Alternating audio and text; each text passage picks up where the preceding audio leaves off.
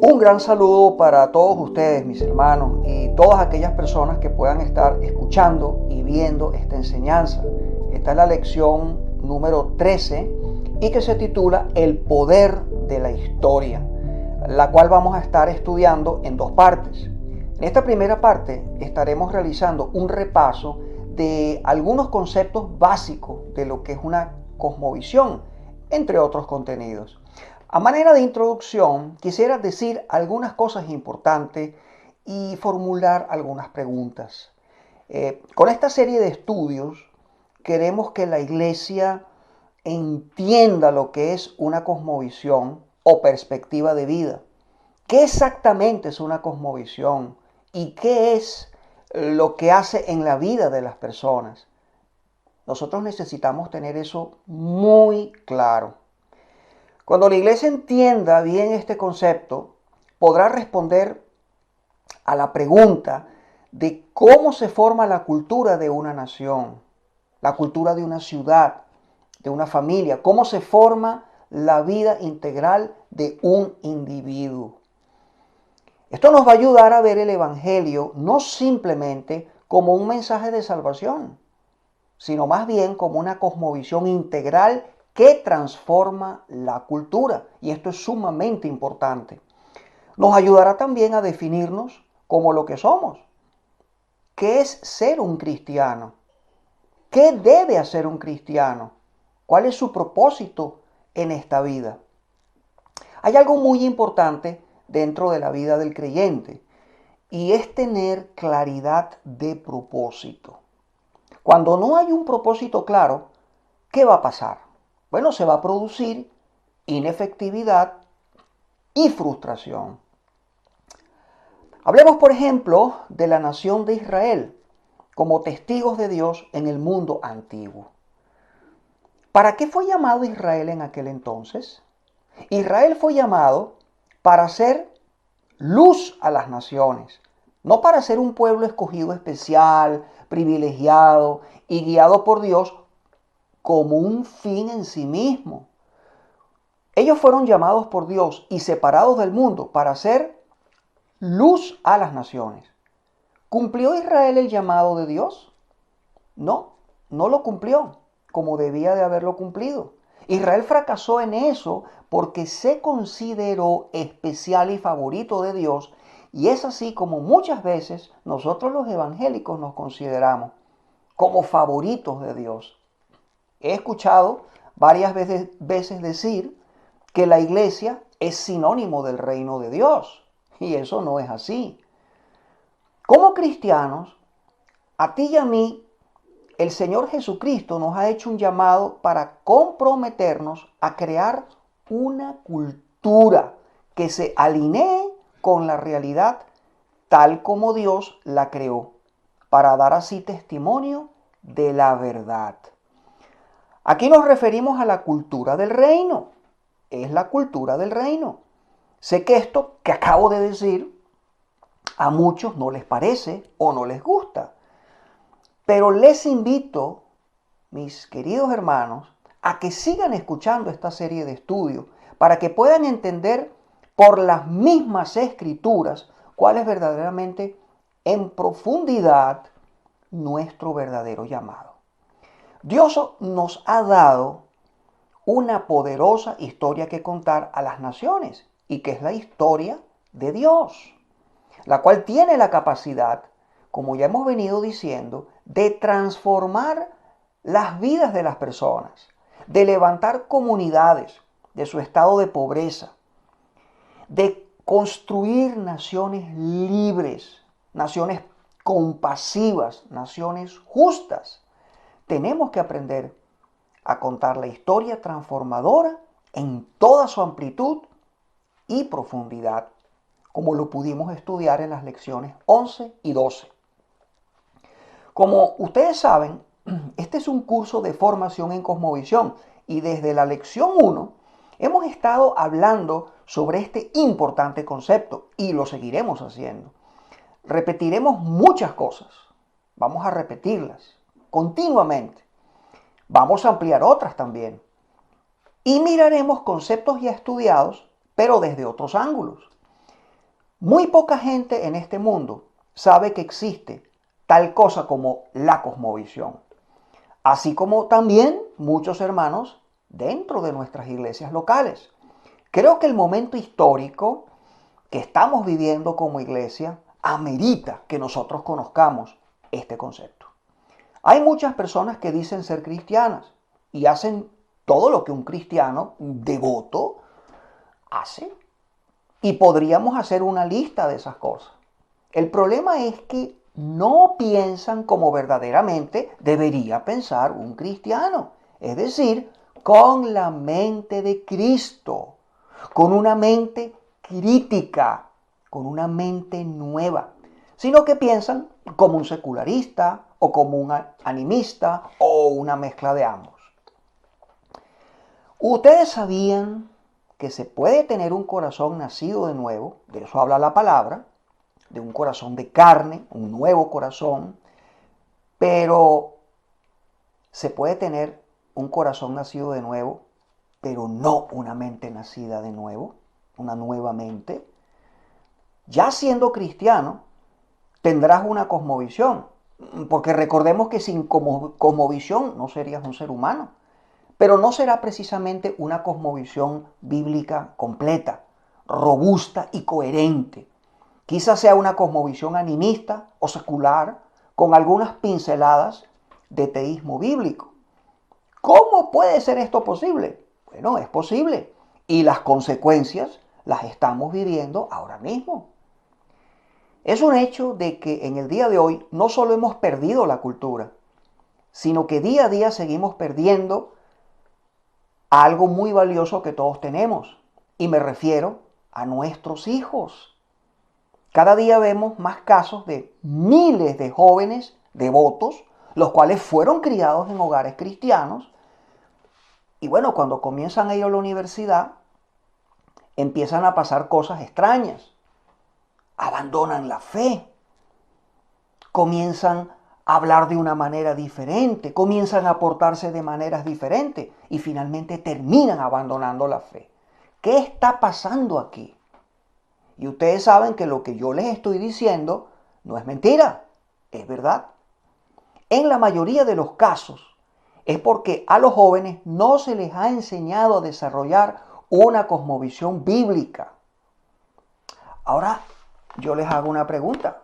¿Afecta esto solo a los más jóvenes? No. También le afecta a los adultos. Por esta razón de la falta de desarrollo de una cosmovisión cristiana coherente y robusta, el cristianismo ha quedado relegado a un área especializada de creencia religiosa y de devoción personal, lamentándolo mucho. Nancy Pearcey, en su libro Verdad Total, da el ejemplo ocurrido en un colegio cristiano donde un profesor de teología salió al frente para dibujar un corazón y un cerebro a ambos lados de la pizarra. Los dos se ven bien separados. Y el profesor dijo, dirigiéndose a la clase, el corazón lo usamos para la religión, mientras que usamos el cerebro para la ciencia. De 200 alumnos, solo una chica objetó, en tanto que el resto no encontró nada raro respecto a limitar la religión a la esfera del corazón. ¿Saben qué es esto? ¿Ustedes saben cómo se llama esto, hermanos?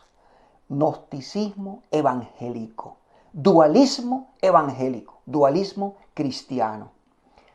Si como iglesia cristiana del siglo XXI lo único que les ofrecemos a nuestros hijos, y óigase bien, a todos los creyentes en general, en las iglesias locales, si les ofrecemos es solamente una religión de corazón, no hay duda de que esta no será lo bastante fuerte como para contrarrestar el llamado tentador de ideas atractivas pero peligrosas y que provienen de la batalla cultural de estos tiempos.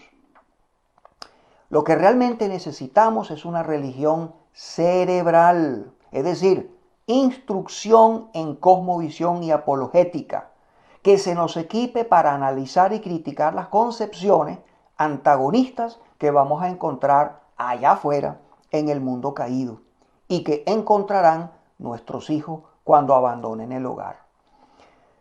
Nuestros hijos y nosotros también necesitamos desarrollar una mentalidad cristiana. Quiero volver a repetir la idea hasta aquí. Los cristianos a menudo tenemos corazones nacidos de nuevo, pero sus cosmovisiones todavía pueden estar formadas o influidas por sus culturas de alrededor donde la persona vive y por ende, ¿qué es lo que necesitamos? Un nuevo nacimiento en nuestra mente. Comenta nuevamente Nancy Pearcey en su libro que el primer paso para formar una cosmovisión cristiana es vencer la honda separación entre corazón y cerebro. Es menester rechazar la partición de la vida en ámbito sagrado, reducido a cosas como el culto y la moralidad personal, y el ámbito secular, que incluye la ciencia, la política, la economía y el resto de la arena pública. Esta dicotomía mental es la mayor barrera que se opone a la liberación del poder del Evangelio en medio de toda la cultura actual. Ya habíamos hablado del secularismo, de la secularización de la sociedad, y es más que seguro, mis hermanos, que el secularismo sí que está barriendo a la sociedad, la está barriendo. Y las ideas contrarias a la palabra de Dios. Y obviamente, estas ideas contrarias a la palabra de Dios se han estado introduciendo en muchas iglesias locales y denominaciones enteras, llegando a afectar incluso a la teología. Ya ni siquiera, en muchos casos, se sabe exactamente lo que es o lo que significa ser un cristiano, lo que es una iglesia y cuál es el rol de la iglesia en la sociedad. Hermanos, todas estas preguntas hay que redefinirlas. Así como hace 500 años en la Reforma Protestante del siglo XVI hubo que redefinir muchas cosas. Nosotros conocemos las 5 solas. Ahora yo les digo a ustedes y les pregunto, necesitamos ahora entonces volver a otras solas. Hay que redefinir muchas cosas ahora. Entonces hemos llegado a ese punto de tener que reconsiderar estas definiciones. Incluso, ¿qué es el Evangelio? ¿Qué es la salvación? ¿Qué es el reino de Dios? ¿Qué es una iglesia? ¿Cuál es el propósito de la iglesia en este mundo? ¿Qué es ser un cristiano? ¿Qué tiene que hacer un cristiano en este mundo? Si no hay discipulado en la iglesia a nivel de la cosmovisión, y quiero ser muy enfático en esto que acabo de decir, discipulado en la iglesia a nivel de la cosmovisión. Métase eso en la cabeza, mis hermanos. Si eso no ocurre, pues no habrá cambio. No habrá cambio. No habrá el cambio que Jesucristo está esperando. Y es por eso que es tan necesario entender no solo el concepto, sino el poder de las cosmovisiones. No solo debemos discipular a la gente en las disciplinas espirituales, eso lo hacemos muy bien, sino que también debemos discipularla a nivel de la cultura. Porque si no hacemos esto, podrán tener un corazón nacido de nuevo, ¿vale? Son creyentes, no lo vamos a dudar, no lo vamos a negar, pero su mentalidad estará dominada por su vida. Vamos con un primer punto en la lección de hoy. ¿Qué es una cosmovisión y por qué es tan importante? El concepto de cosmovisión, su importancia y otros detalles relacionados, ya como les había comentado, lo estudiamos detalladamente ya en otras lecciones, básicamente la número 2, la número 3 y la número 4. Así que les invitamos a que puedan ver los videos correspondientes a estas lecciones. Ahí el hermano Luis Sena profundiza bastante sobre el tema de la cosmovisión. Aquí, ¿qué es lo que yo quiero hacer? Es repasar algunos puntos importantes y dar alguna que otra nueva información. Hay una premisa fundamental que debemos entender muy, pero muy bien, y es que el cristianismo, como dice Charles Colson, es una cosmovisión, es decir, es una visión total del mundo, es una perspectiva para toda la vida. Todos los seres humanos interpretan el mundo que les rodea de manera particular. Por lo tanto, ellos tienen respuestas diferentes ante las circunstancias de la vida. No todos piensan de la misma manera en relación a la vida humana en general, en lo que significa el sufrimiento, el valor de la educación, la moralidad social, la importancia de la familia, el trabajo. Lo que la gente cree sobre todas las cosas viene definido por la cosmovisión. Veamos y repasemos algunas definiciones interesantes sobre lo que significa una cosmovisión. Querido hermano y pastor conocido por todos ustedes, Miguel Núñez, lo define como un sistema de valores y o presuposiciones a través del cual nosotros, consciente o inconscientemente, analizamos y juzgamos la realidad que nos rodea y reaccionamos ante ella. Darrow Miller da una definición funcional bien interesante. Una cosmovisión o perspectiva del universo es un conjunto de suposiciones en las que se cree, consciente o inconscientemente, por fe, respecto a lo que acepta como la estructura básica del universo y cómo éste funciona.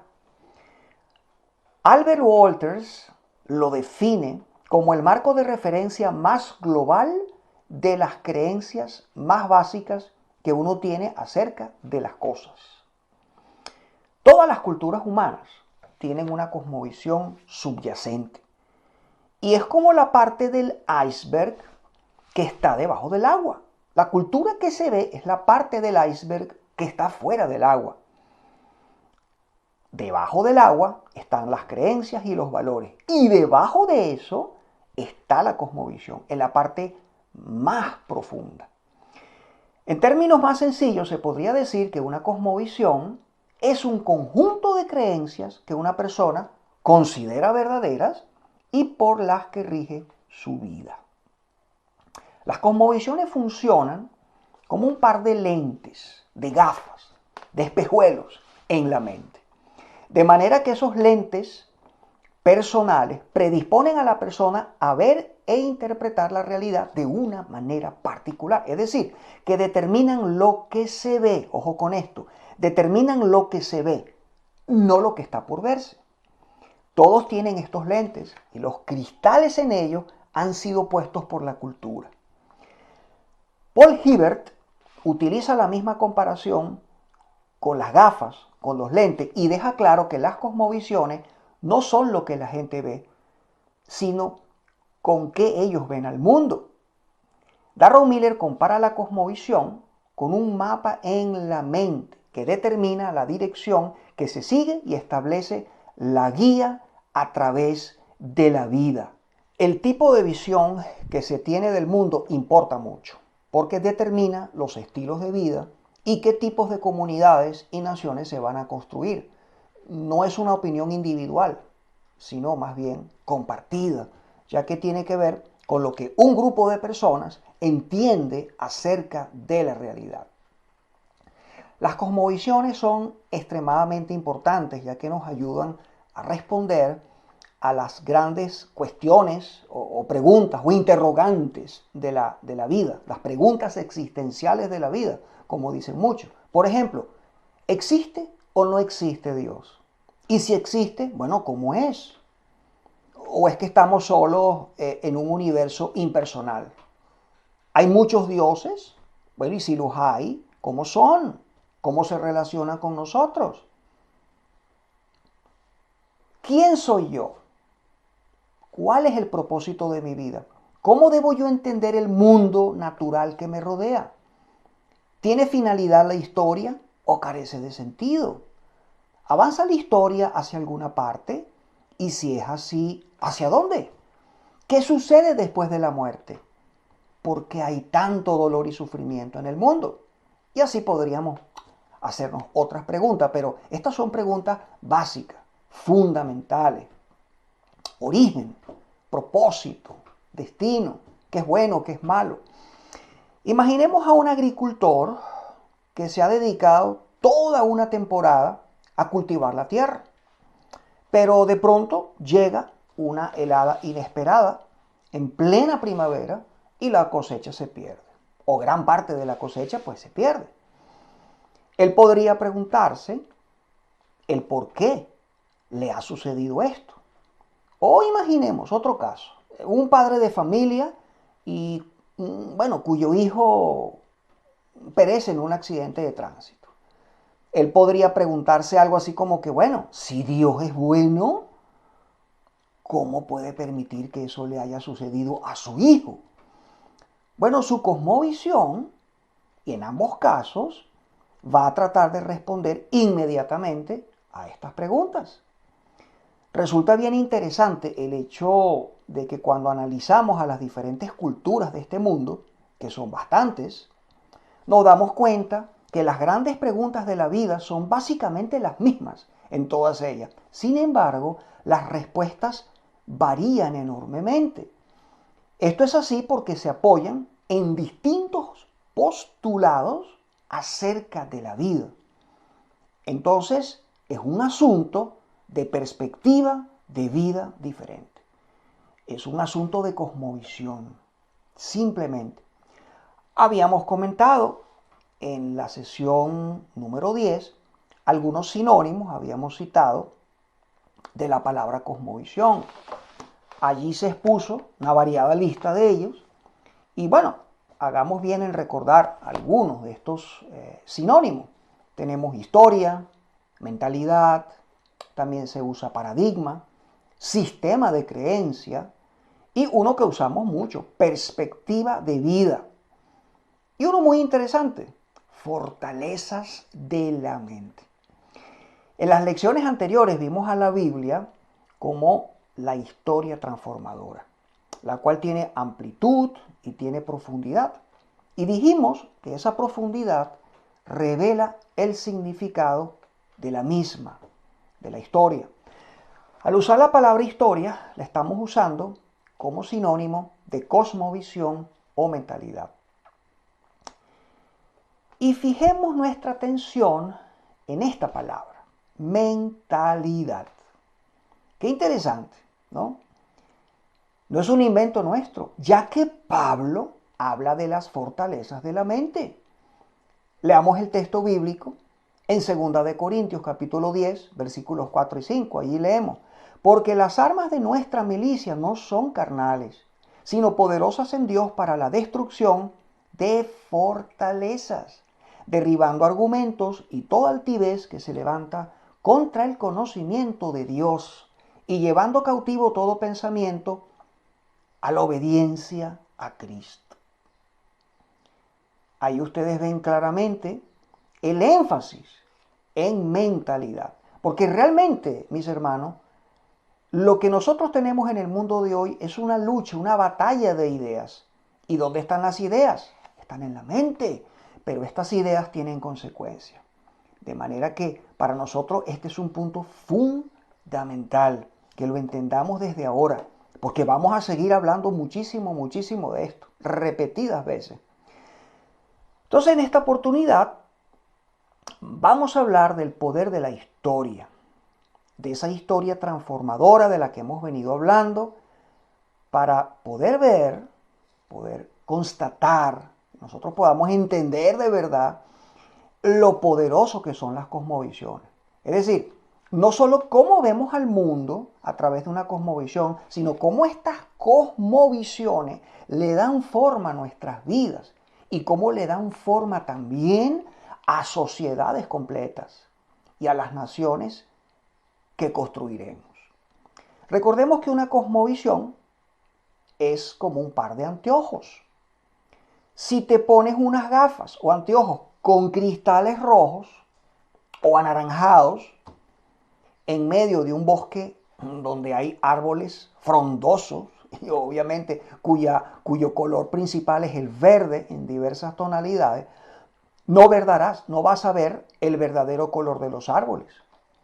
Esas gafas determinan lo que vemos, no lo que está por verse. La cosmovisión es entonces como un par de lentes para la mente y todos tenemos esos lentes, todos los tenemos. Y los cristales en ellos han sido puestos por nuestra cultura y cada cultura tiene su propia historia. Muchos ni se percatan de que tienen ese par de gafas y por eso la insistencia de esta serie de estudios, sobre todo a nivel de iglesia, a nivel del pueblo de Dios. Entonces, precisamente cuando estamos hablando de la iglesia, es decir, de los verdaderos hijos de Dios, son muchos los que han nacido de nuevo en sus corazones, pero que no han nacido de nuevo en sus mentes. No han sido discipulados a nivel de sus cosmovisiones. No se han percatado de la existencia de esas gafas, de esos espejuelos de los cuales hemos hablado, las cuales han sido configuradas por nuestra cultura, la cual es en muchos casos secularista, mayormente en Occidente, y muchas veces animista, mayormente en gran parte del continente africano, en América, sobre todo América Latina y Asia. Nunca tomamos tiempo para examinar precisamente nuestras gafas o anteojos. Y esa es la razón y la urgencia, mis hermanos, como ya les dije y se los vuelvo a repetir, de estudiar estas cosas. Por eso Pablo señala a la mente y nos dice en Romanos, capítulo 12, los primeros 2 versículos. Es un pasaje que nosotros vamos a estar utilizando mucho. Dice Pablo, así que hermanos, os ruego por las misericordias de Dios que presentéis vuestros cuerpos en sacrificio vivo, santo, agradable a Dios, que es vuestro culto racional. No os conforméis a este siglo, sino transformaos por medio de la renovación de vuestro entendimiento, para que comprobéis cuál sea la buena voluntad de Dios, agradable y perfecta. El creyente, ¿qué es lo que dice este texto? El creyente no se debe adaptar a su cultura nacional. El llamado del Señor es a que seamos transformados mediante la renovación de nuestra mente. Fíjense que aquí Pablo está señalando a la mente, de manera que no es suficiente con haber nacido de nuevo en el corazón. Y mientras tanto, vamos a continuar con una mente pagana. Tenemos que nacer de nuevo en el corazón, sí, y luego en la mente. Las dos cosas, obviamente. Cuando llegamos a los brazos del Señor, lo hacemos con las gafas de nuestra antigua cosmovisión. De modo que hay que cambiar los cristales de nuestras gafas. Y Dios nos provee de esos lentes para nuestras gafas, los cuales nos van a permitir ver la realidad tal cual como ella es, como Dios la ha creado y como Dios quiere que tú y yo la entendamos. Al venir a Cristo, no es solo para nacer de nuevo en el corazón. Tú y yo necesitamos nacer de nuevo en nuestra mente y muy a menudo esto es importante, hermanos. Es un proceso consciente y voluntario. Es decir, tú y yo somos responsables de hacerlo. Y óigase bien, y voy a ser tajante aquí, y los líderes en la iglesia tienen mucha responsabilidad de iniciar este proceso y de mantenerlo.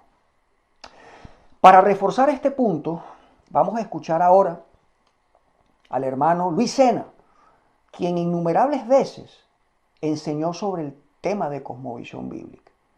Escuchemos bien la definición de cosmovisión y la importancia que tiene. La cosmovisión de una persona es el conjunto de presuposiciones que la persona utiliza para interpretar la vida, los eventos, las personas, las relaciones.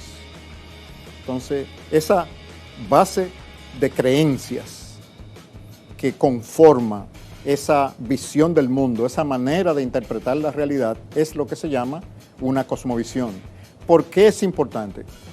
porque la cosmovisión forma lo que nosotros llamamos el sentido común o el entendimiento, lo que todo el mundo, lo que se sabe que es así. Correcto. Lo que se sabe que es así. Entonces, en ese, lo que se sabe que es así, o el sentido común, lo que todo el mundo cree, hay una serie de mentiras que si no se examinan son operativas y controlan los valores y las conductas de las personas. Para ser transformados, nosotros tenemos que renovar nuestro entendimiento al nivel de la cosmovisión, porque la cosmovisión trabaja a un nivel subconsciente. Y Subconsciente. Subconsciente. Muy bien. Quiere decir, todos nosotros tenemos ideas preconcebidas, suposiciones, que ya pensamos que la vida es así. Por ejemplo, en la República Dominicana, nosotros creemos que los jefes no se equivocan. Si una persona es jefe, tiene una posición de supervisión, él no se equivoca. Se equivocan los empleados, pero no se equivocan los jefes. Claro. Eso es mentira, pero eso no se cuestiona. Tú simplemente vas, el jefe no comete errores.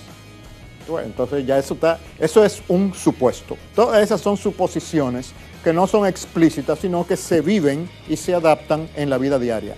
Esas suposiciones que hemos mencionado no son del reino de Dios y de la Escritura. Entonces muchos cristianos las siguen creyendo a pesar de haber venido a Cristo, porque la palabra de Dios no les ha penetrado hasta el nivel de la cosmovisión. Esa es la importancia que tiene. Entonces, en resumen, las presuposiciones que utilizamos para interpretar la vida es la cosmovisión, y la importancia que tiene es que condiciona nuestras conductas y por lo tanto las consecuencias de nuestras acciones. Cada cultura tiene una cosmovisión.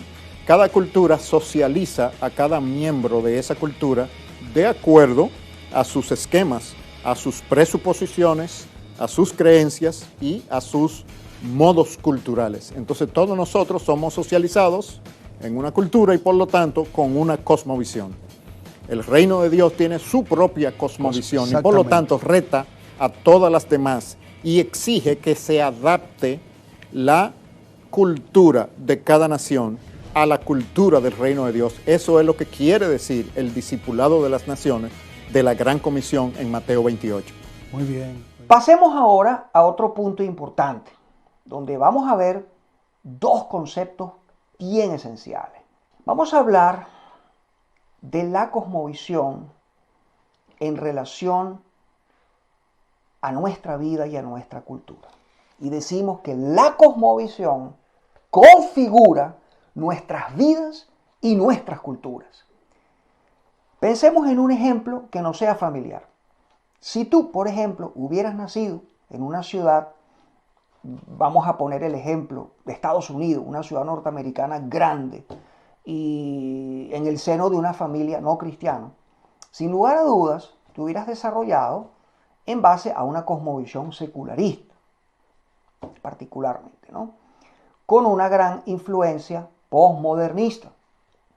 Muchos de nosotros conocemos el estilo de vida, la forma de pensar del norteamericano promedio. Bueno, podríamos también citar el mismo ejemplo en una ciudad, por ejemplo, en Francia, en Alemania, en España.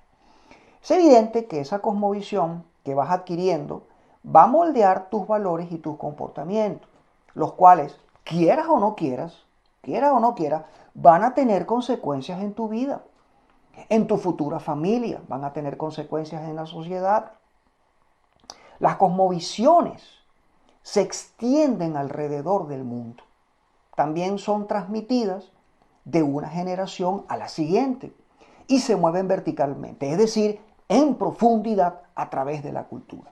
Miremos, por ejemplo, cómo lo ha hecho esta distorsionada manera de concebir la realidad llamada secularismo. Hemos estado estudiando al secularismo como una cosmovisión, cómo ha sido ese transitar, ese proceso invasivo que ha tenido el secularismo en el occidente y cómo ha cambiado el rumbo de esta parte del mundo, que nació con el cristianismo, por cierto.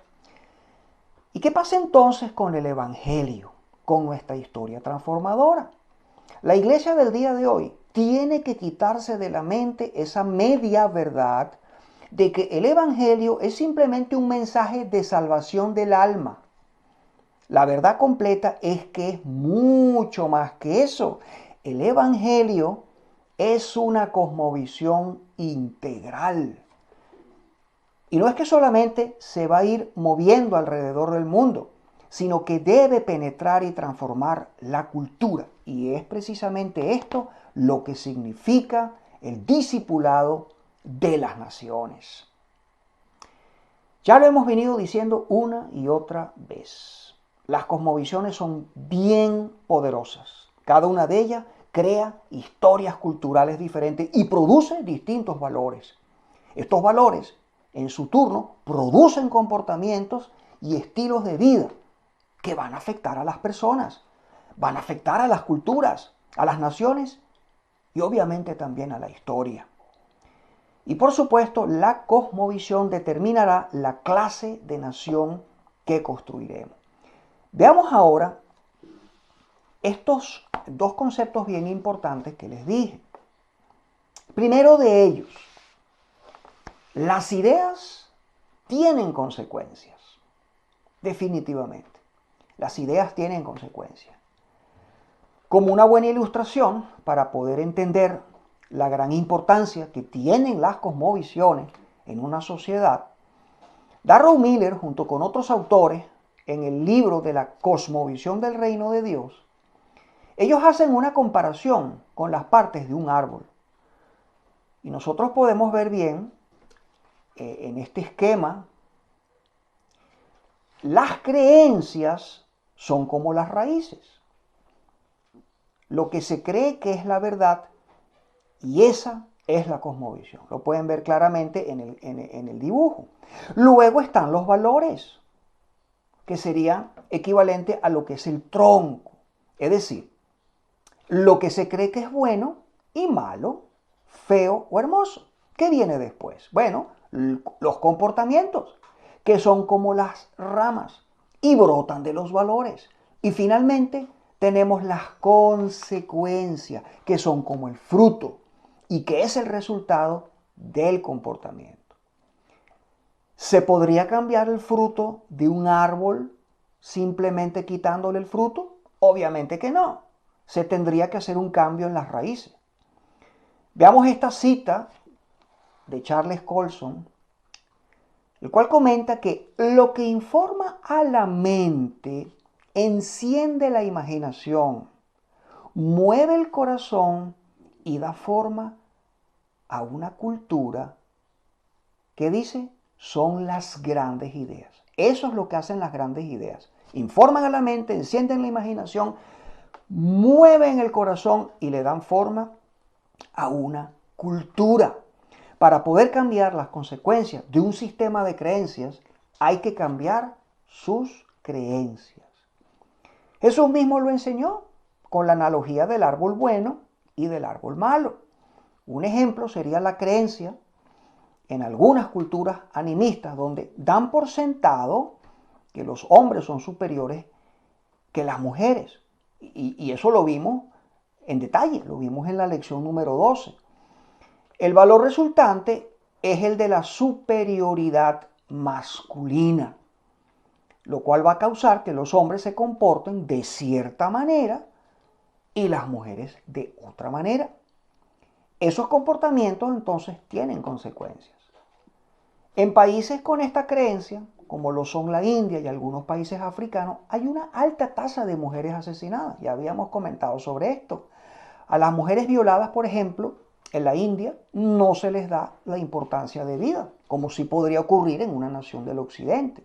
Y no se castiga adecuadamente a los violadores.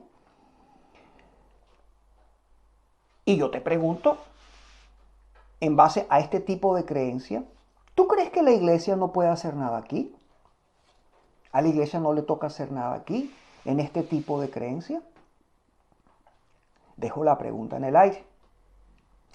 Darrell Miller, en el libro que citamos anteriormente, concluye diciendo que las cosmovisiones contaminadas y basadas en la mentira producen consecuencias destructivas, las cuales afectan la vida del individuo y de las personas que le rodean, lo cual es razón suficiente para examinar cada uno su cosmovisión.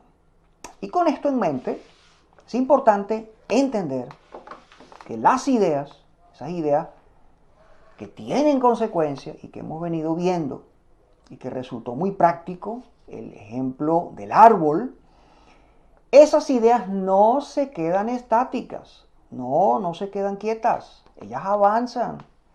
Y ese es nuestro próximo punto, el avance de las ideas. Las ideas vienen del corazón de los seres humanos y como les he dicho, ellas no se quedan quietas, no son estáticas, sino que tienen la capacidad de avanzar, de extenderse, y lo hacen de tres formas diferentes. De manera horizontal, lo hacen en el tiempo y lo hacen de forma vertical. Y esto es lo que la Biblia enseña. Veamos cada una de estas tres formas y para esto volvemos al mismo libro citado de Darrell Miller junto con otros autores. En primer lugar, tenemos la diseminación horizontal o geográfica de las ideas. La Biblia nos habla de esta primera forma de diseminación, lo hace. Por ejemplo, después de la resurrección, Cristo le dijo a sus discípulos en Hechos 1:8, ustedes serán mis testigos en Jerusalén. Solamente en Jerusalén, no. En toda Judea y Samaria y hasta los fines del mundo. Esta es la faceta horizontal, es decir, alrededor del mundo. Y podría llamarse como una comisión geográfica. Es un hecho ya demostrado que las ideas se diseminan horizontalmente alrededor del mundo. De eso no hay duda. Geográficamente comienzan con un individuo, el cual le pasa las ideas a los que serían sus discípulos o seguidores, quienes luego llevan el mensaje a la comunidad, a la nación y por último al mundo. Es un efecto centrífugo. En segundo lugar, vemos el otro tipo de diseminación que hay. Es a través del tiempo. Las ideas también entonces se van a difundir a través del tiempo. Cuando una generación pasa las ideas a la siguiente y así sucesivamente. Vemos que los adultos enseñan a los niños en sus hogares y en las escuelas y así se propagan las ideas de una generación a otra, de un siglo a otro, de una década a otra, de un año a otro. Por medio de Moisés se puede ver cómo Dios enseñó a su nación santa a transmitir sus mandamientos, sus estatutos y sus decretos, y lo dice claramente el texto bíblico, ¿no? De padres a hijos, de generación en generación. Ese era el propósito del Señor. Muchas veces hacemos las cosas porque así lo aprendimos, pero no nos detenemos. Nosotros no nos detenemos muchas veces a examinar por qué pensamos como pensamos, cuál es el origen de una manera particular de pensar y de vivir. Esto es sumamente importante. Las cosas no vienen de manera al azar, mágica. No. Son ideas que van desarrollándose como un árbol. Mire, hay ideas que se sembraron, por ejemplo, en el siglo XVIII y vinieron a germinar hace unas cuantas décadas atrás, cuando nosotros hablamos, por ejemplo, del posmodernismo y de otras tantas maneras de pensar y de actitudes que tienen la cultura del día de hoy y que nosotros pensamos que es algo que surgió de repente. No. Son ideas que han venido desarrollándose y madurando y muchas de ellas tienen siglos.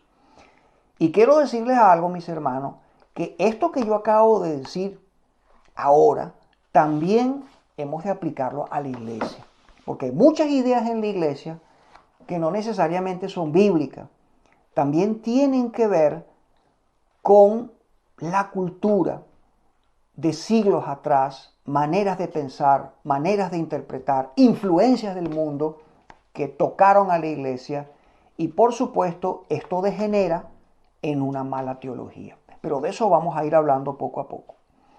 Entonces muchos viven sus vidas examinarlas detenidamente. Y es preocupante entonces cuando esto ocurre en el pueblo de Dios. Muchos hermanos piensan que ya se encuentran esterilizados o protegidos ante las influencias del mundo. No queremos ver de dónde vienen las ideas y cómo nos están influyendo. Y hablo ahorita de la iglesia ahorita, la del siglo XXI. Entonces, hay como un rechazo, ¿no? O simplemente un antiintelectualismo de querer ver de dónde vienen las ideas y cómo nos están influyendo, tanto al pueblo de Dios como a la cultura que nos rodea. Obviamente, si las ideas son buenas, bueno, seremos bendecidos por ellas, pero si no, nos influirán y nos van a hacer daño tarde o temprano. Hoy en día la iglesia no está siendo instruida para poder discernir todo ese mundo de ideas que están en conflicto, allá afuera en el mundo. Muchos viven y hacen cosas como si fueran máquinas programadas en oposición a seres creados a imagen de Dios. Y no es así. La iglesia no puede vivir al margen de la guerra cultural que tenemos allá en el mundo, aquí afuera en el mundo. Debe involucrarse, tú y yo, mi hermano, miembros de la iglesia de Jesucristo, tenemos que involucrarnos activamente y estar a la ofensiva. Nuestro propósito es la transformación cultural y no solamente predicar el evangelio para salvar almas, que es importante también, pero la transformación cultural forma parte también del propósito de Dios con su iglesia. Si no luchamos contra los reinos de este mundo, si no discipulamos a las naciones, ellas terminarán discipulando a la iglesia, lo cual ya tiene muchas décadas ocurriendo. La tercera forma como se propagan las ideas es de manera vertical, penetrando sociedades, afectando a individuos, culturas, a las naciones y a la historia. Esto se evidencia a través de la gran comisión dada por el Señor a su iglesia de todos los tiempos, donde ésta es llamada a ser el cuerpo de Cristo en la tierra con la meta de discipular a las naciones, funcionando como testigos de la presencia del reino de Dios en la tierra, siendo la sal de la tierra y la luz del mundo. Darrell Miller nos da un interesante esquema de la manera como se propagan las ideas desde su creación, es decir, desde que las ideas son creadas, ¿no? Las ideas se extienden entonces verticalmente, penetrando cultura, y lo hacen siguiendo un orden específico, que comienza con los intelectuales, siguiendo luego con los trovadores. Luego vienen los profesionales y finalmente llegan al pueblo común. Las ideas generalmente tienen su origen y se desarrollan en la esfera intelectual de las sociedades, bajo las formas de doctrinas religiosas, postulados filosóficos o teorías científicas.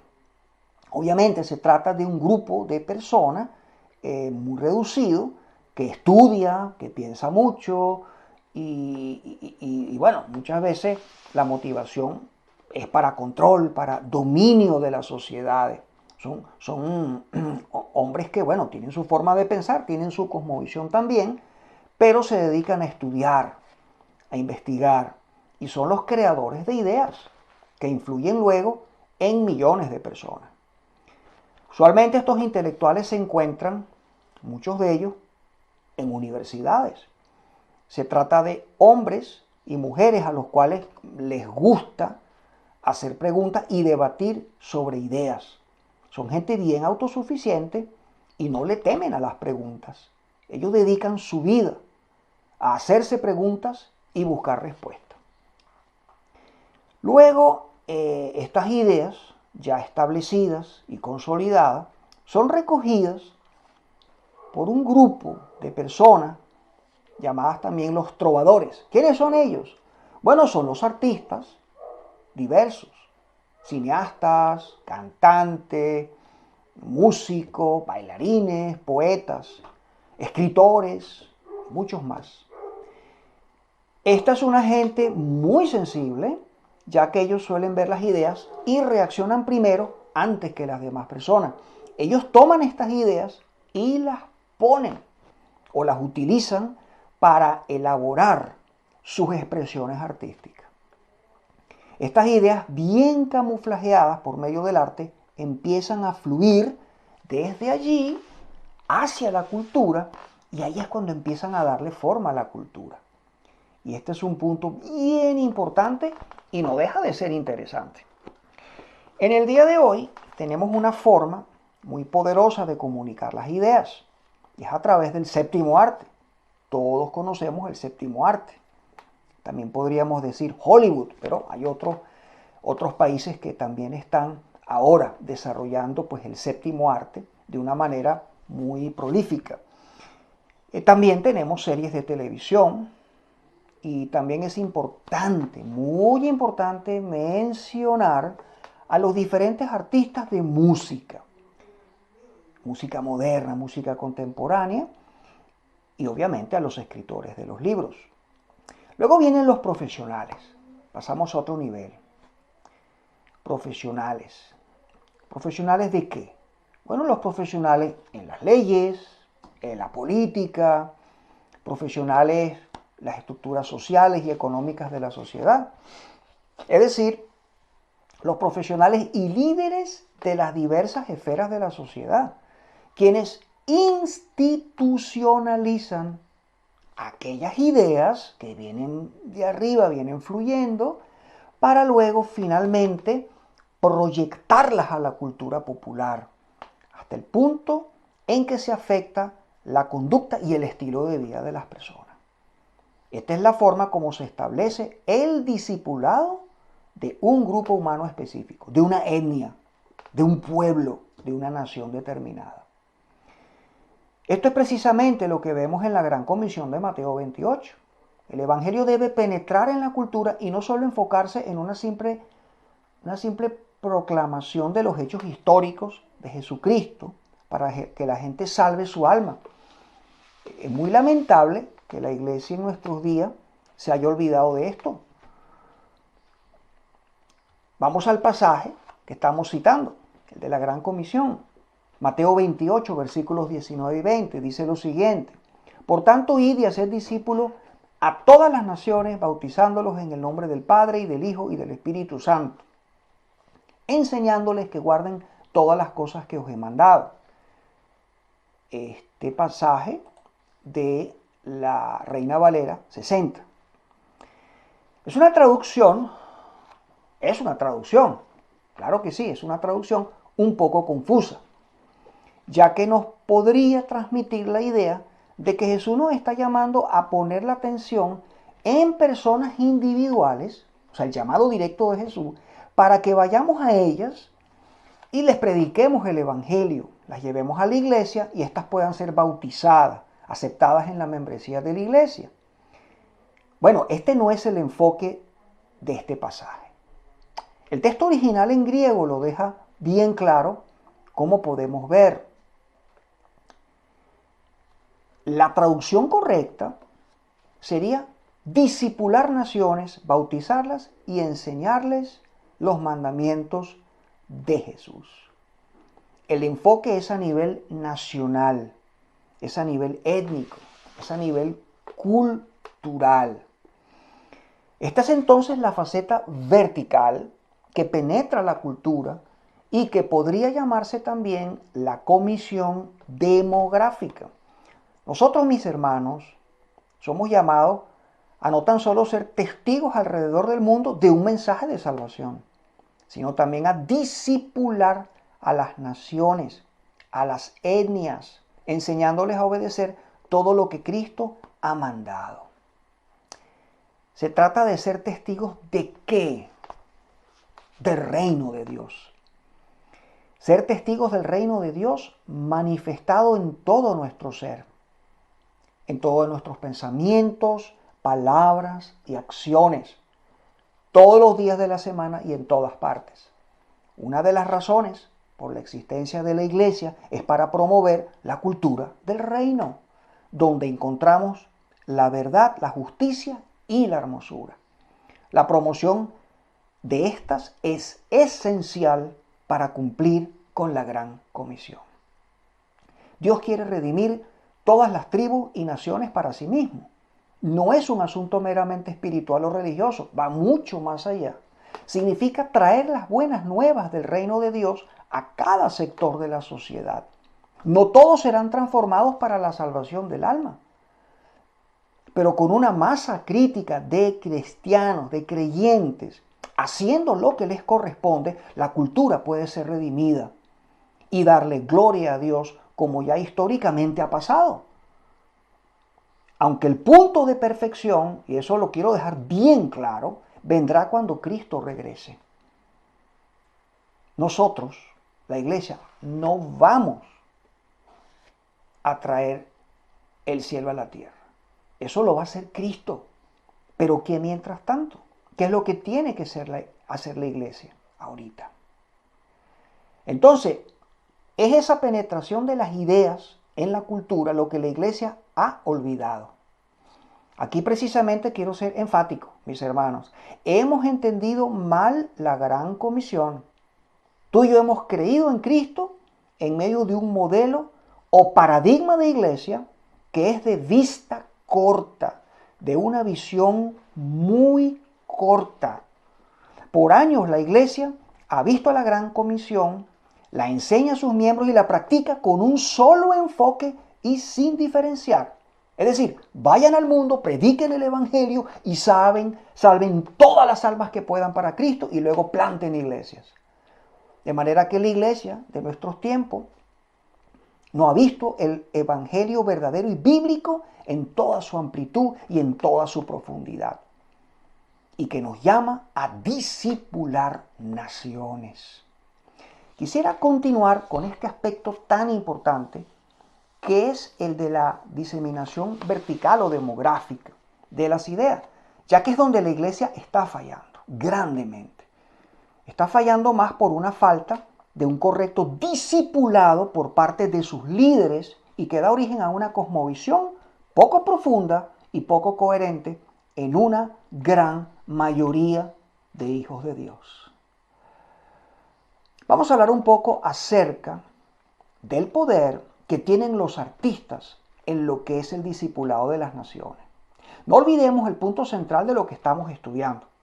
Por un lado, la batalla de ideas que hay a nuestro alrededor y por el otro lado, lo que a la iglesia le toca hacer y ha dejado de hacer.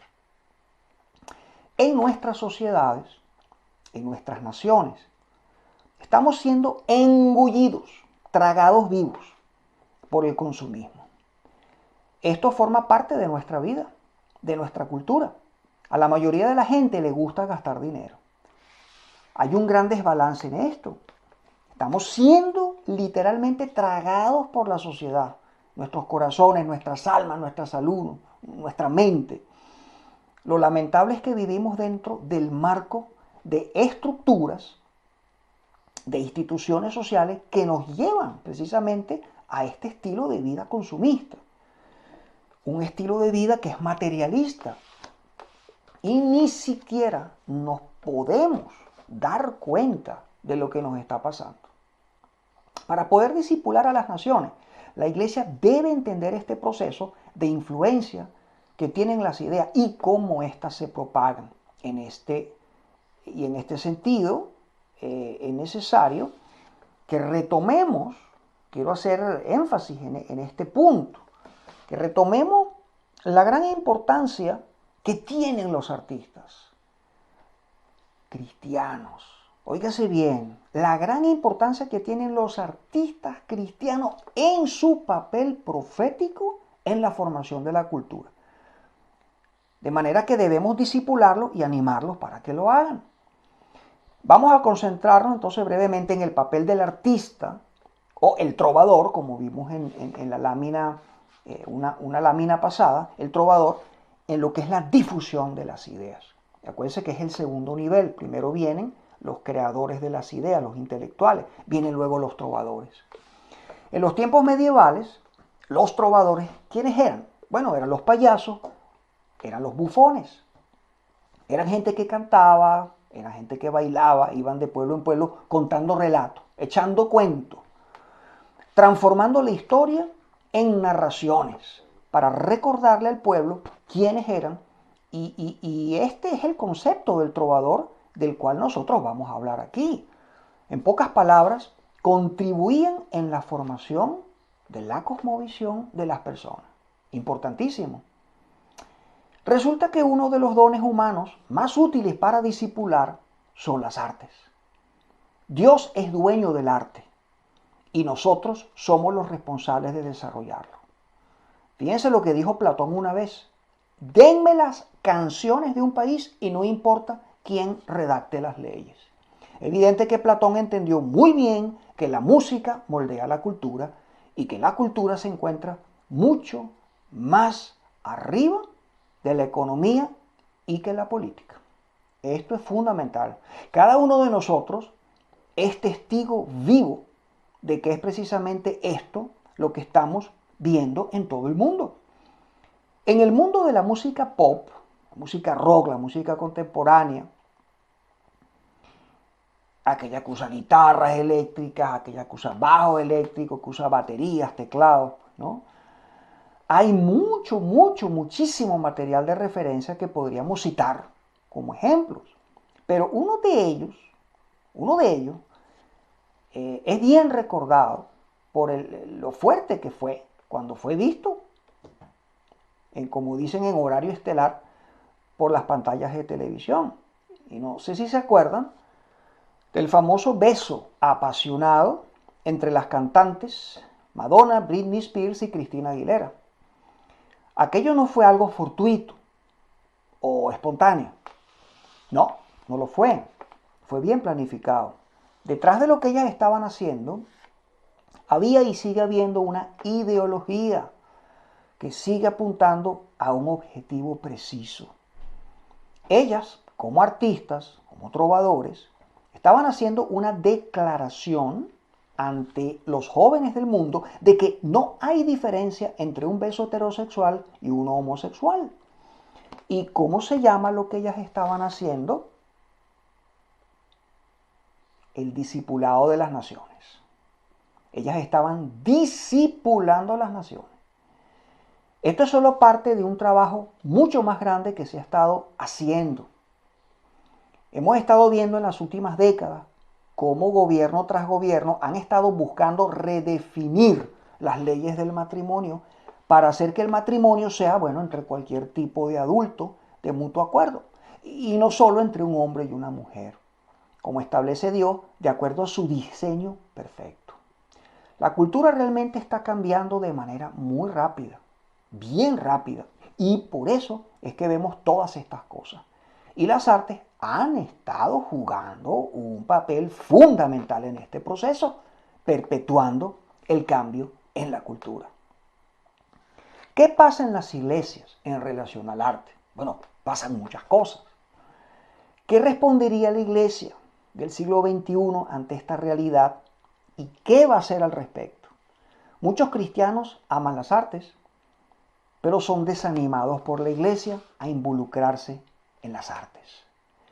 Muchas veces te dicen que la música popular es del mundo, la música es del diablo, que la única música que un cristiano debería escuchar es la música cristiana. Y yo me pregunto, ¿dónde yo consigo la definición de música cristiana? Alguna vez a mí se me dijo que solo podía escuchar música compuesta por cristianos, con letra cristiana, y ya que eso era obra del Espíritu Santo, que toda música que no es compuesta y cantada por cristianos debe desecharse. Mis hermanos, si usted piensa diferente o usted piensa así, yo le respeto, de verdad le respeto su creencia. Yo no lo voy a condenar. Pero yo le digo catedráticamente, radicalmente, que usted está en un grave error. ¿Por qué ocurre esta distorsión? Bueno, recordemos el tema del dualismo cristiano y que ya se ha desarrollado en otras lecciones. Específicamente, y miren lo que se dedicó a este tema, lecciones de las 5 a las 9, y que la vamos a volver a estudiar. El dualismo lo vamos a volver a estudiar. el arte estaría en la esfera secular, según esta errada manera de pensar, y por lo tanto no tiene tanto valor. Es de un valor secundario, terciario. Este tipo de desvíos doctrinales se producen por un mal entendimiento de aspectos fundamentales de los primeros 3 capítulos de Génesis, donde no ha habido un correcto entendimiento del mandato cultural y de lo que es la integración de la parte espiritual con la mundana o del mundo. La parte espiritual con la parte mundanal. Y que claramente está enseñada a lo largo de las Escrituras. En otra oportunidad ahondaremos más en este aspecto tan interesante. Y obviamente, yo aquí estoy haciendo uso de esa palabra mundana, ojo, con un enfoque positivo. Yo sé que a veces decimos mundano para hablar de algo malo, un desvío, algo pecaminoso. Pero la creación no es pecaminosa. El problema está en nosotros, lo que hacemos con lo que Dios creó y es bueno en gran manera. ¿En qué dirección lo llevamos? Si Madonna y todos esos cantantes de la actualidad, y algunos un poquito más viejos y que ya no existen, si ellos pueden utilizar el arte para disipular a las naciones, la iglesia no solo puede hacerlo también, sino que debe hacerlo. Necesitamos urgentemente artistas cristianos para disipular a las naciones. Muchos de ellos solo están entreteniendo a la iglesia. Y a veces llega un hermanito que quiere contribuir, ¿verdad? Quiere contribuir al equipo, al grupo de alabanza. Le dice, oye, pero hermano, ¿usted trabaja en alguna parte? Sí, yo toco música popular en un lugar o en la estación del metro. Entonces ya lo miran feo y no lo dejan participar en el grupo de alabanza. Yo he visto esto mucho, mis hermanos. Se pueden escribir canciones, por ejemplo, para levantar la dignidad de la mujer en un país donde hay opresión del sexo femenino. Estoy dando ejemplos. Música que hable, por ejemplo, del valor de la tierra, aspectos creacionales, que hable de la naturaleza, de los pájaros, de las montañas, de las estaciones del año, ¿verdad? Yo puedo escribir sobre eso, que es el mundo físico, en culturas con influencia animista. Eso estaría muy bien. Música con temas como el amor, el trabajo, sin que haya necesidad de mencionar a Dios, a la iglesia y versículos bíblicos. No necesariamente. Los dones artísticos deben ser liberados en medio del pueblo de Dios y no acorralados, encadenados. A muchos esto les parece insólito. Sí, porque yo he hablado de estos temas con muchos hermanos y me ponen una cara así como, hermano, usted te está apostatando, usted te está desviando. Pero se pueden componer canciones no necesariamente para la adoración y la alabanza en la iglesia, y cuyas letras estén relacionadas con temas que tengan que ver con el discipulado de las naciones, para erradicar o combatir las mentiras del diablo. Y está más que claro, mis hermanos. Los artistas cristianos necesitan hablar proféticamente a su cultura. Hoy en día es un hecho que la iglesia no está pero no como debería, involucrada en las artes. Solo si son canciones o arte en general de tipo religioso, y esto es así por el nefasto dualismo o gnosticismo evangélico que ha estado presente. La iglesia debe involucrarse en la cultura por medio de las artes, aquel que tenga el llamado, por supuesto.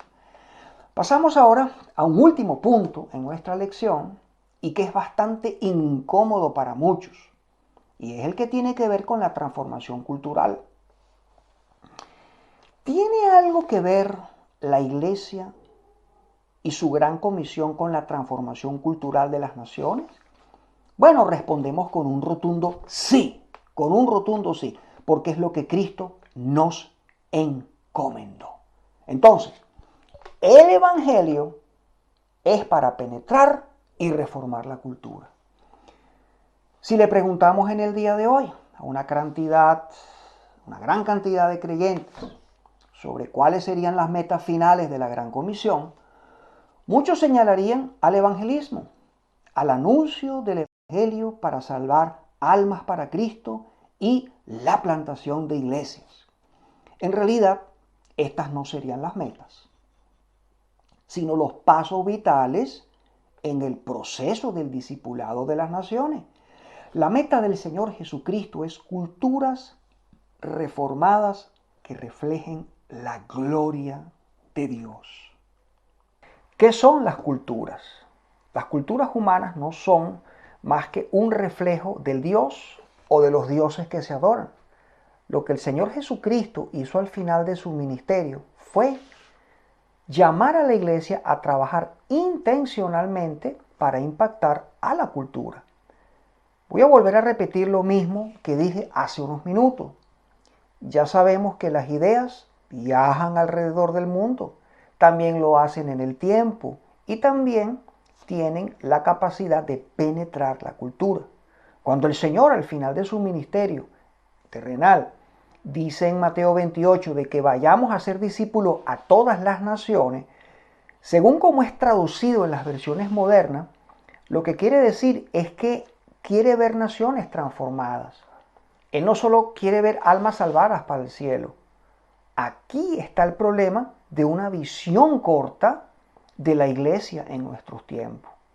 Es más que obvio que no se pueden transformar naciones sin salvar almas, pero sí que se pueden salvar muchas almas sin transformar naciones.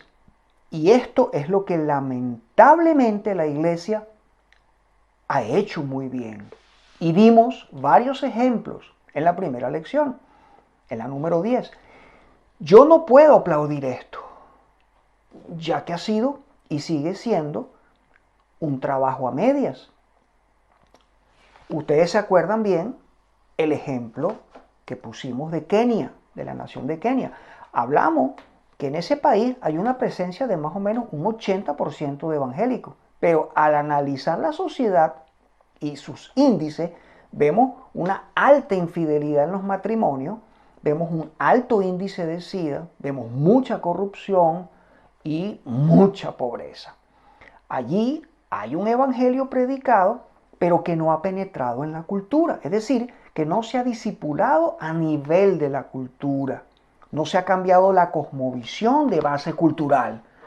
Y eso no es culpa de los evangelizados, eso es culpa de los misioneros, de los que fueron allá a llevar el evangelio. Examinemos más de cerca este concepto del evangelio y la cultura para que se pueda entender. Y además que es sumamente importante que entendamos bien esto. En el gráfico que podemos ver en la pantalla, vemos un primer nivel abajo, con almas arrepentidas y vidas regeneradas. Esto significa que necesitamos compartir el evangelio, llamar a la gente al arrepentimiento, tenemos que llamarlos a nacer de nuevo, tenemos que llamarlos a vivir a la sombra de la cruz de Cristo. Esto es solo el principio del proceso. Cuando las vidas de individuos están redimidas, tienen que ser transformadas progresivamente por medio de la renovación de su entendimiento. Las personas tienen que tener mentes transformadas, tienen que nacer de nuevo en su forma de pensar, y eso es precisamente lo que hoy en día no está pasando. En estas condiciones estaríamos hablando de ¿qué? Bueno, estamos hablando de creyentes, pero son creyentes niños en Cristo, a pesar de poder tener un alto conocimiento teológico y una gran erudición. Esto lleva a una desobediencia parcial. Cuando estas personas viven en obediencia a su Dios, sus culturas reflejarán la nueva manera de pensar y de vivir. Cuando una cultura está siendo reformada, comenzaremos a reconstruir las sociedades en las cuales vivimos. Esto es precisamente lo que ha faltado en Latinoamérica, en África también y en otros lugares donde se ha llevado un evangelio superficial de poco poder transformador. Tenemos pruebas históricas, Nosotros tenemos que ver la historia, tenemos que ver atrás. los hechos del Espíritu Santo, desde el primer siglo hasta el siglo XXI. Tenemos que hacerlo, mis hermanos. No seamos negligentes en eso. Veamos cómo ha funcionado la iglesia a lo largo de 2000 años. Veamos sus triunfos, veamos sus fracasos. ¿Por qué triunfó? ¿Por qué no triunfó? Entonces, tenemos pruebas históricas de cuando las cosas se han hecho bien, se han hecho bíblicamente. Citamos, por ejemplo, podemos citar un montón de ejemplos, pero nos quedamos con las vidas y las obras de los hermanos Wesley en Inglaterra. Ellos ministraron en Inglaterra, sí, pero en una Inglaterra que estaba completamente hundida en el fango, en el estiércol, por decirlo de una manera hiperbólica, en todos los sentidos. Dios levantó, como lo ha hecho históricamente, seres humanos con poder, con convicción, y levantó este par de hermanos para ministrar en ese país. Ellos comenzaron a predicar un evangelio vivo, pero decían que si uno viene a la cruz, tiene que haber una transformación en tu vida y tiene que haber una transformación también en la sociedad. Eso lo dijeron ellos. En otras palabras, no se trataba simplemente de venir personalmente a Cristo. Esta entrega a Cristo establece el fundamento para la transformación de la sociedad. Así que es necesario que la gente venga a Cristo y luego es necesario reformar la cultura. Y todo esto es parte del plan de Dios, no solo lo primero. Veamos la vida cristiana, mis hermanos, en estéreo, realmente como ella es, en toda su amplitud. Ya lo dije y lo vuelvo a repetir, las culturas son un reflejo del Dios o los dioses que la gente adora. La cultura antecede a la economía y a la política. La cultura viene de la palabra culto y culto es adoración. Entonces, cultura es producto de la adoración de un pueblo. ¿Cuál es la naturaleza del Dios que adoramos? Bueno, su naturaleza y su carácter van a establecer la cultura. Y la cultura, ¿qué es lo que va a hacer? Bueno, va a establecer el marco de referencia que va a definir las experiencias sociales, económicas y políticas. Entonces, si la gente viene a Cristo, necesitamos ver la cultura reformada para que sea un reflejo de la naturaleza del Dios viviente. Henry Van Til dice que la cultura es religión externalizada y explícita. Si esto no ocurre, entonces se trata de un cristianismo poco relevante que no le da la gloria a Dios. La cosmovisión cristiana debe impactar en la cultura. Si no lo hace, es porque simplemente lo que hay es una cosmovisión débil y poco coherente. Pongamos un ejemplo. La mayoría de nosotros conocemos lo que es vivir en países con mucha corrupción. Hoy en día eso está de moda. Pero aquellos que venimos de países latinoamericanos lo sabemos muy bien. Partimos del hecho en que en un determinado país se llegó a eso por lo que hemos venido diciendo. Es decir, la nación no ha sido adecuadamente discipulada. Pero supongamos que llega una ola misionera y vemos a mucha gente que comienza a venir a Cristo.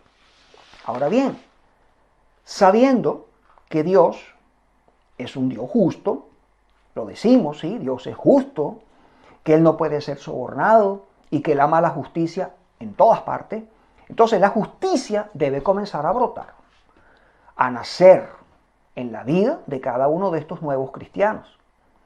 Esa masa crítica de creyentes en ese país, sí o sí, no hay alternativa, va a buscar siempre la justicia y sabiendo el trasfondo pecaminoso que tiene su nación corrupta, estamos hablando de un país corrupto, no se quedarán estáticos sin hacer nada, pensando, no, eso es trabajo del otro, yo solamente tengo que predicar el evangelio. Apenas es en ese momento que comienza el verdadero trabajo de luchar en todas las esferas sociales para traer el reino de Dios allí donde hace falta. Es el inicio de una transformación cultural, un trabajo que le toca ¿a quién? A al cuerpo de Cristo mientras Él no venga. Tenemos que hacer eso. Luego, desde una cultura reformada, provendrán nuevas instituciones, estructuras y leyes en la sociedad. Entonces, sí o sí, el Evangelio tiene que penetrar la cultura. Pasemos ahora a un texto bien interesante. ¿Y qué es lo que dice Jesús? Nuestro texto es Juan 17, versículos 15 al 19. Vamos a leerlo. No ruego que los quites del mundo, sino que los guardes del mal. No son del mundo, como tampoco yo soy del mundo. Santifícalos en tu verdad, tu palabra es verdad. Como tú me enviaste al mundo, así yo los he enviado al mundo. Y por ellos yo me santifico a mí mismo, para que también ellos sean santificados en la verdad. Cristo está orando aquí por la relación entre la iglesia y la sociedad. Surge una pregunta. ¿Cómo debe ser la relación entre la iglesia y la sociedad basándose en esta oración de Jesús? Está bien claro que Jesús no oró para que los creyentes fueran quitados del mundo. Tú y yo y nuestros hermanos en Cristo debemos estar allí, en la sociedad. ¿Por qué esto? ¿Por qué?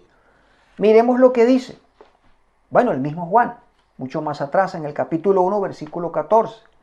Y aquel verbo, refiriéndose a Jesús, y aquel verbo fue hecho carne, aquel logos, aquel principio de vida, fue hecho carne y habitó entre nosotros. Y vimos su gloria, gloria como del unigénito del Padre, lleno de gracia y de verdad.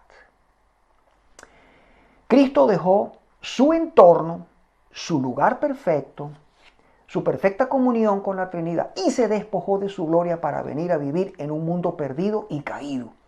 La iglesia en el día de hoy es el cuerpo de Cristo. Tú no eres el cuerpo, la iglesia no es el cuerpo de otro, no, es el cuerpo de Cristo y Él quiere que su cuerpo habite en medio de su pueblo, en medio de la gente que todavía no le conoce.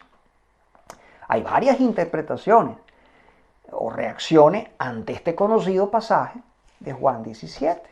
Hay hermanos que se van a un extremo, se van a un aislacionismo que es poco productivo para la extensión del reino de Dios. ¿Conoces a hermanos y congregaciones que piensan así? Estoy seguro que sí. A lo mejor tú formas parte de una congregación que piensa así, con todo el respeto que se merece. ¿Y qué pasa? Bueno, ellos se aíslan de diferentes maneras y en diferentes grados. Yo alguna vez en mi vida cristiana también pensé así. Muchos años pensé de esa misma manera. Ciertamente, Dios quiere que seamos un pueblo santo. Eso no lo vamos a negar. Que seamos santificados. Nos tenemos que santificar. Y por eso estos hermanos razonan diciendo que no podemos santificarnos en un mundo caído. Que necesitamos entonces retirarnos del mundo. Que tenemos que desconectarnos del mundo. Esto nos llevará tarde o temprano a un extremo legalista. Y esto no es una conducta bíblica.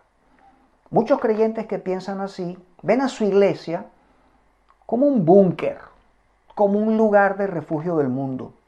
Y por esa razón, y eso ocurre, son muchos los ministerios cristianos locales que crean programas completos para toda la semana.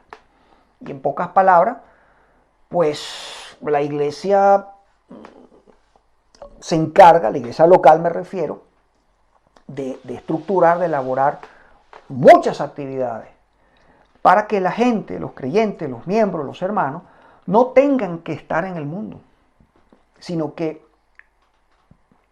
para que la gente esté en el edificio, hacen todas estas actividades, estructuran toda esta vida eclesial para toda la semana, para que estén la mayor cantidad de tiempo en la iglesia y menos en el mundo. Otros hermanos entienden diferente la voluntad del Señor en este texto.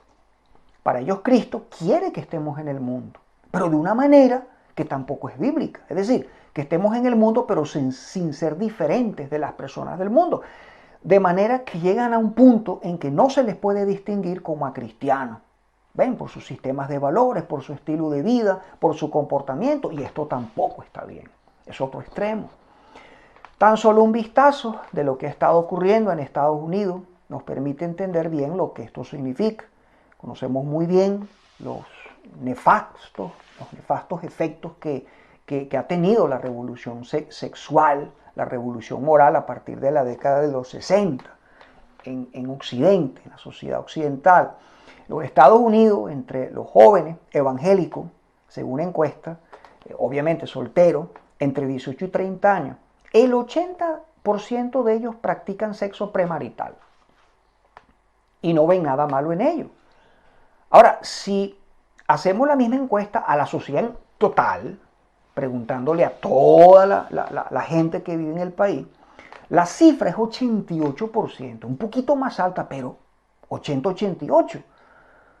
¿Qué quiere decir esto? Que la iglesia americana se ha conformado al mundo. ¿Qué es entonces lo que Jesús quiere de nosotros? Jesús, por lo que estaba orando, es para que estemos en el mundo, pero que no seamos del mundo. Que seamos un real sacerdocio, que seamos una nación santa, que seamos los embajadores de su reino. Sabemos que Él es el Rey del cielo y de la tierra. Hay que representar a Cristo, somos sus embajadores. Representarlo a Él, a su reino en la sociedad, sin dejarnos llevar por sus excesivos apetitos, resistiendo a las tentaciones, conociendo bien tus debilidades, dónde sí te puedes meter y dónde no. De repente tu hermanito sí puede ir a un lugar, tú no puedes ir. Esto es fundamental. Y para ir cerrando la lección de hoy, y a manera de resumen, hemos manejado muchas cosas en esta lección. ¿De qué hemos estado hablando? Entonces, todo el mundo tiene una cosmovisión, ya no tenemos duda de eso. Cada cultura tiene una historia o cosmovisión.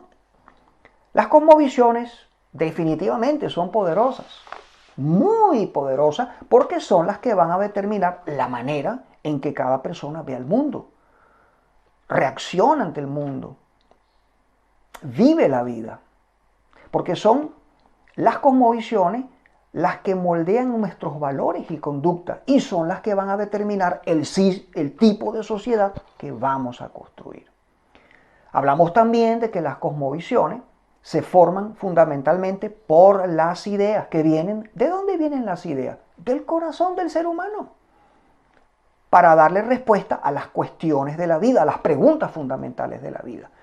La Biblia contiene las ideas perfectas de Dios para todas las cosas de esta vida. Estas ideas viajan geográficamente u horizontalmente, viajan a través del tiempo y lo hacen también de manera vertical, penetrando las culturas. Y nos detuvimos bastante en este punto y enfatizamos que el Evangelio es para penetrar y reformar la cultura. En algunos casos, la Iglesia ha abandonado la cosmovisión bíblica, ha perdido la profundidad de la historia transformadora y las consecuencias han influenciado trágicamente lo que es nuestra comprensión de la Iglesia y la Gran Comisión. Pero eso lo explicaremos con más detalle en la segunda parte del poder de la historia. De manera que los invito a la próxima lección para continuar con este interesantísimo tema. Hasta la próxima.